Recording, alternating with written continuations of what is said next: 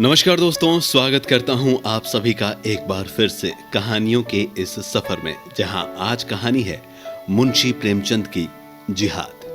तो शुरू करते हैं कहानी का सफर। बहुत पुरानी बात है, हिंदुओं का एक काफिला अपने धर्म की रक्षा के लिए पश्चिमोत्तर से पर्वत प्रदेश की तरफ भागा चला जा रहा था। मुद्दतों से उस प्रांत में हिंदू और मुसलमान साथ साथ रहते चले आए थे। धार्मिक द्वेष का नाम न था। पठानों के जिरगे हमेशा लड़ते रहते थे। उनकी तलवारों पर कभी जंग न लगने पाता था। बात बात पर उनके दल संगठित हो जाते थे। शासन की कोई व्यवस्था न थी। हर एक जिरगे और कबीले की व्यवस्था अलग थी। आपस के झगड़ों को निपटाने का भी तलवार के सिवा और कोई साधन न था। जान का बदला जान था, खून का बदला खून।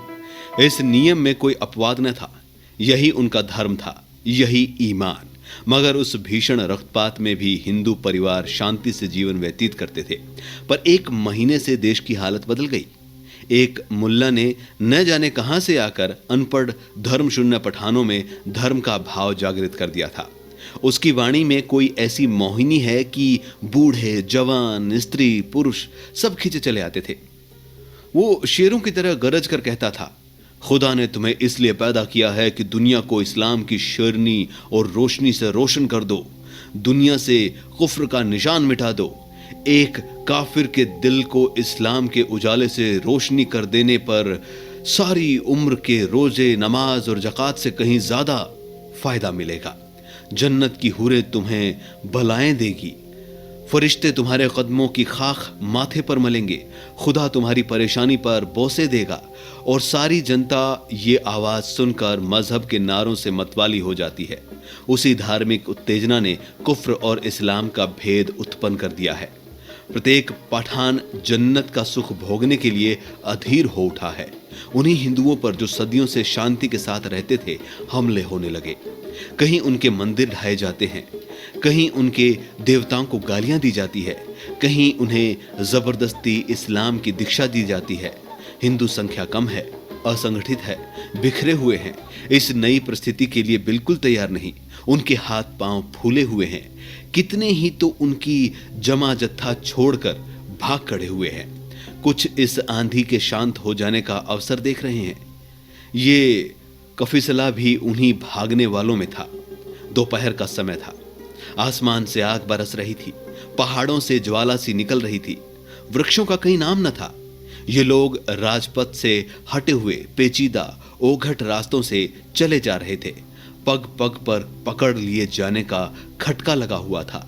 यहां तक कि भूख, प्यास और ताप से विकल होकर अंत को लोग एक उभरी हुई शिला की छांव में विश्राम करने लगे। सहसा कुछ दूर एक कुआं नजर आया। वहीं डेरे डाल दिए। भय लगा हुआ था कि जिहादियों का कोई दल उनके पीछे ना रहा हो। दो युवकों ने बंदूक भरकर कंधे पर रखी और चारों तरफ गश्त लगाने लगे। बूढ़े कंबल बिछाकर कमर सीधी करने लगे। स्त्रियां बालकों को गोद से उतारकर माथे का पसीना पोंछने और बिखरे हुए केशों को संभालने लगी। सभी के चेहरे मुरझाए हुए थे। सभी चिंता और भय से त्रस्त थे। यहां तक कि बच्चे भी जोर से न रोते थे। दोनों युवकों में एक लंबा गठीला रूपवान है। उसकी आंखों से अभिमान की रेखाएं से निकल रही हैं। मानो वो अपने सामने किसी की हकीकत नहीं समझता। मानो उसकी एक एक गत पर आकाश के देवता जयघोष कर रहे हैं।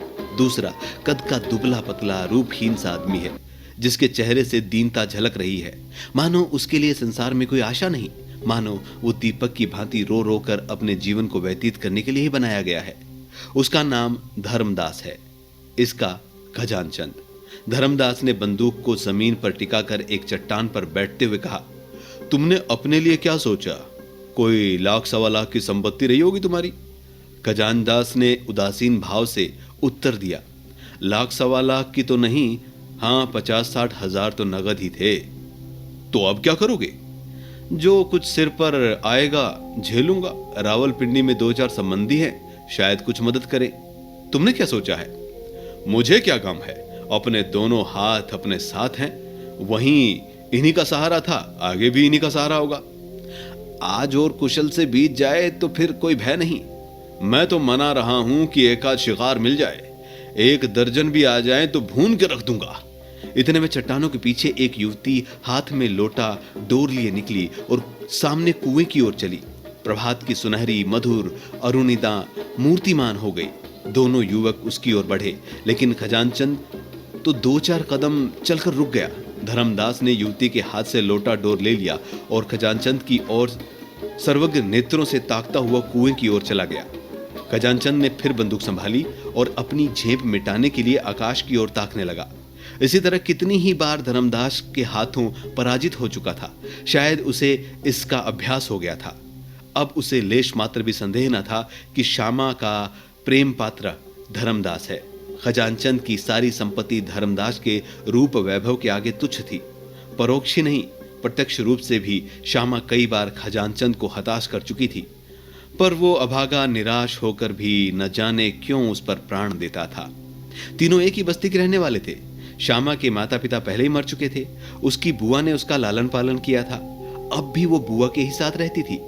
उसकी अभिलाषा थी कि खजानचंद उसका दामाद हो, श्यामा सुख से रहे और उसे जीवन के अंतिम दिनों के लिए कुछ सहारा हो जाए। लेकिन श्यामा धर्मदास पर रिझी हुई थी। उसे क्या खबर थी कि जिस व्यक्ति को वो पैरों से ठुकरा रही है वही उसका एकमात्र अवलंब है। खजानचंद ही वृद्धा का मुनीम खजांची कारिंदा हुआ करता था, और ये जानते हुए कि श्यामा उसे जीवन में नहीं मिल सकती, उसके धन का ये उपयोग न होता तो वो शायद अब तक उसे लुटाकर फकीर हो जाता। धर्मदास पानी लेकर लौटा ही था कि उसे पश्चिम की ओर से कई आदमी घोड़ों पर सवार आते हुए दिखाई दिए। जरा और समीप आने पर मालूम हुआ कि कुल 5 आदमी हैं। उनकी बंदूक की नलियां धूप में साफ चमक रही थी। धर्मदास पानी लिए हुए दौड़ा कि कहीं रास्ते में ही सवार उसे न पकड़ ले, लेकिन कंधे पर बंदूक और एक हाथ में लोटा डोर लिए वो तेजी से न दौड़ सकता था। फासला 200 गज से कम न था। रास्ते में पत्थरों के ढेर टूटे पूठे पड़े हुए थे। भय होता था कि कहीं ठोकर न लग जाए, कहीं पैर न फिसल जाए। इधर सवार प्रतिक्षण समीप आ रहे थे। अरबी घोड़ों से उनका मुकाबला ही क्या, उस पर मंजिलों का धावा हुआ। मुश्किल से 50 कदम गया होगा कि सवार उसके सर पर आ पहुंचे और तुरंत उसे घेर लिया। धर्मदास बड़ा साहसी था, पर मृत्यु को सामने खड़ी देखकर उसकी आंखों में अंधेरा छा गया। उसके हाथ से बंदूक छूटकर गिर गई। 5 उसी के गांव के महसूदी पठान थे। एक पठान ने कहा, उड़ा दो सर मरदूद का, दगाबाज काफिर। दूसरा, नहीं नहीं ठहरो, अगर ये इस वक्त भी इस्लाम कबूल कर ले तो हम इसे मुआफ कर सकते हैं। क्यों धर्मदास, तुम्हें इस दगा की सजा दी जाए। हमने तुम्हें रात भर का वक्त फैसला करने के लिए दिया था, मगर तुम इसी वक्त जहन्नुम पहुंचा दिए जाओ। लेकिन हम तुम्हें फिर मौका देते हैं, यह आखिरी मौका है। अगर तुम अब भी इस्लाम कबूल न करोगे तो तुम्हें दिन की रोशनी देखने की नसीब न होगी। धर्मदास ने हिचकिचाते हुए कहा, जिस बात को अक्ल नहीं मानती उसे कैसे। पहले सवार ने आवेश में आकर कहा, मजहब को अक्ल से वास्ता नहीं। तीसरा, कुफ्र है, कुफ्र है। पहला, उड़ा दो सिर मरदूद का, धुआं इस पार। दूसरा बोला, ठहरो ठहरो, मार डालना मुश्किल नहीं, जिला लेना मुश्किल है। तुम्हारे और साथी कहां हैं धर्मदास? धर्मदास बोला, सब मेरे साथी हैं। दूसरा, कलाम शरीफ की कसम, अगर तुम खुदा और उसके रसूल पर ईमान लाओ तो कोई तुम्हें तेज निगाह से देख भी ना सकेगा। धर्मदास बोला, आप लोग सोचने के लिए कुछ और मौका न देंगे? इस पर चारों सवार चिल्ला उठे, नहीं नहीं, हम तुम्हें न जाने देंगे, ये आखिरी मौका है। इतना कहते ही पहले सवार ने बंदूक छतिया ली और नली धर्मदास की छाती की ओर करके बोला, बस बोलो, क्या मंजूर है? धर्मदास सिर से पैर तक कांप कर बोला, अगर मैं इस्लाम कबूल कर लूं तो मेरे साथियों को तो कोई तकलीफ न दी जाएगी। दूसरा, हाँ, अगर तुम जमानत करो कि वे भी इस्लाम कबूल कर लेंगे। पहला बोला, हम इस शर्त को नहीं मानते, तुम्हारे साथियों से हम खुद निपट लेंगे। तुम अपनी कहो, क्या चाहते हो, हाँ या ना? धर्मदास ने जहर का घूंट पीकर कहा, मैं खुदा पर ईमान लाता हूं। पांचों एक साथ बोल उठे, अलहमद वलिल्लाह, और बारी बारी से धर्मदास को गले लगाया। श्यामा हृदय को दोनों हाथों से थामे ये दृश्य देख रही थी। मन में पछता रही थी कि मैंने क्यों इन्हें पानी लाने भेजा। अगर मालूम होता कि विधि यूं धोखा देगा तो मैं प्यासों मर जाती, पर इन्हें न जाने देती। श्यामा ने कुछ दूर खजानचंद भी खड़ा था। श्यामा ने उसकी ओर शुद्ध नेत्रों से देखकर कहा, अब इनकी जान बचती नहीं मालूम होती। खजानचंद, बंदूक भी हाथ से छूट पड़ी है। श्यामा, न जाने क्या बातें हो रही हैं। अरे गजब, दुष्ट की बंदूकें और उसकी तरफ तनी हुई। खजानचंद बोला, जरा और समीप आ जाए तो मैं बंदूक चलाऊं, इतनी दूर से मार इन्हें नहीं है। श्यामा बोली, अरे देखो, वे अब धर्मदास को गले लगा रहे हैं, ये माजरा क्या है? खजानचंद, कुछ समझ में नहीं आता। श्यामा, कहीं इसने कलमा तो नहीं पढ़ लिया? खजानचंद बोला, नहीं, ऐसा क्या होगा, धर्मदास से मुझे ऐसी आशा नहीं है। श्यामा, मैं समझ गई, ठीक यही बात है, बंदूक चलाओ। खजानचंद बोला, धर्मदास बीच में है, कहीं उन्हें ना लग जाए। श्यामा बोली, कोई हर्ज नहीं, मैं चाहती हूं पहला निशाना धर्मदास पर ही पड़े। कायर, निर्लज, प्राणों के लिए धर्म त्याग दिया। ऐसी बेहयाई की जिंदगी में मर जाना ही अच्छा है। क्या सोचते हो, क्या तुम्हारे भी हाथ पांव फूल गए हैं? लाओ बंदूक मुझे दो, मैं इस कायर को अपने हाथों से मारूंगी। खजानचंद बोला, मुझे तो विश्वास नहीं होता धर्मदास। श्यामा बोली, तुम्हें कभी विश्वास ना आएगा, लाओ बंदूक मुझे दो। खड़े क्या ताकते हो? क्या जब वे सिर पर आ जाएंगे तब बंदूक चलाओगे? क्या तुम्हें भी यह मंजूर है कि मुसलमान होकर जान बचाओ? अच्छी बात है, जाओ। श्यामा अपनी रक्षा अपने आप कर सकती है, मगर उसे अब मुंह न दिखाना। खजानचंद ने बंदूक उठाई, एक सवार की पगड़ी को उड़ाती हुई निकल गई। जिहादियों ने अल्लाह अकबर की हाक भरी, दूसरी गोली चली और घोड़े की छाती पर बैठी घोड़ा वहीं गिर पड़ा। जिहादियों ने फिर बोला, अल्लाह अकबर की सदा लगाई और आगे बढ़े। तीसरी गोली आई, एक पठान लौट गया, पर इससे पहले कि चौथी गोली छूटे, पठान खजानचंद के सिर पर पहुंच गया और बंदूक उसके हाथ से छीन ली। एक सवार ने खजानचंद की बंदूक तान कर कहा, उड़ा दूं इस मरदूद को, इससे खून का बदला लेना है। दूसरे सवार ने, जो इनका सरदार मालूम होता था, कहा, नहीं नहीं, यह दिलेर आदमी है। खजानचंद, तुम्हारे ऊपर दगा, खून और कुफ्र, ये 3 इल्जाम है और तुम्हें कत्ल कर देना ऐन सवाब है, लेकिन हम तुम्हें एक मौका और देते हैं। अगर तुम अब भी खुदा और रसूल पर ईमान लाओ तो हम तुम्हें सीने से लगाने को तैयार हैं। तुम्हारे सिवा तुम्हारे सारे गुनाहों को कोई कफारा नहीं होगा। ये हमारा आखिरी फैसला है, बोलो क्या मंजूर है? चारों पठानों ने कमर से तलवारें निकाल ली और उन्हें खजानचंद के सिर पर तान दिया। मानो नहीं का शब्द मुंह से निकलते ही चारों तलवारें उसकी गर्दन पर चलेंगी। खजानचंद का मुखमंडल विलक्षण तेज से अलौकिक उठा। उसकी दोनों आंखें स्वर्ग में ज्योति से चमकने लगी। दृढ़ता से बोला, तुम एक हिंदू से सवाल कर रहे हो, क्या तुम समझते हो कि जान के खौफ से वो अपना ईमान बेच डालेगा? हिंदू को अपने ईश्वर तक पहुंचने के लिए किसी नबी, वली या पैगंबर की जरूरत नहीं। चारों पठानों ने कहा, काफिर, काफिर। खजानचंद बोला, अगर तुम मुझे काफिर समझते हो तो समझो, मैं अपने को तुमसे ज्यादा खुदा परस्त समझता हूँ। मैं उस धर्म को मानता हूँ जिसकी बुनियाद अक्ल पर है। आदमी में अक्ल ही खुदा का नूर है और हमारा ईमान हमारी अक्ल है। चारों पठानों के मुंह से फिर निकला, काफिर, काफिर, और चारों तलवारें एक साथ खजानचंद की गर्दन पर गिर पड़ी। लाश जमीन पर फड़कने लगी। धर्मदास सिर झुकाए खड़ा था। वो दिल से खुश था कि अब खजानचंद की सारी संपत्ति उसके हाथ लगेगी और श्यामा के साथ सुख से रहेगा, पर विधाता को कुछ और ही मंजूर था। श्यामा अब तक मरमाहत से खड़ी ये दृश्य देख रही थी। जो ही खजानचंद की लाश जमीन पर गिरी, वो झपट कर लाश के पास आई और उसे गोद में लेकर आंचल से रक्त प्रवाह को रोकने की चेष्टा करने लगी। उसके सारे कपड़े खून से तर हो गए। उसने बड़े सुंदर बेल बूटों वाली साड़ी पहनी हुई थी। इस पर रक्त रंजित साड़ी ही शोभा अतुल्य थी। बेल बूटों वाली साड़ियां रूप को शोभा बढ़ाती है, ये रक्त रंजित साड़ी आत्मा की छवि दिखा रही थी। ऐसा जान पड़ा मानो खजानचंद की बुझती आंखें एक अलौकिक ज्योति से प्रकाशमान हो गई। उन नेत्रों में कितना संतोष, कितनी तृप्ति, कितनी उत्कंठा भरी हुई थी। जीवन में जितने प्रेम की भिक्षा भी न थी, वो मरने पर उत्सर्ग जैसे स्वर्गीय रत्न का स्वामी बन गया था।